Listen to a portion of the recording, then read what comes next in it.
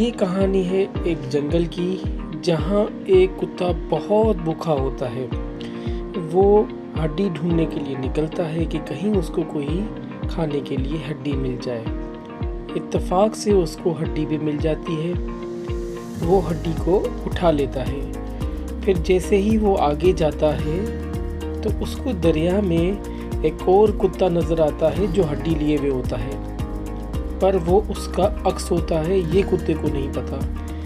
कुत्ता सोचता है कि मैं इससे हड्डी छीन लूं ताकि ये हड्डी भी मेरे पास आ जाए।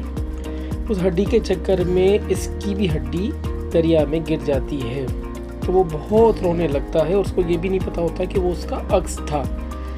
तो प्यारे बच्चों, ये कहानी है कि लालच बहुत बुरी बला है।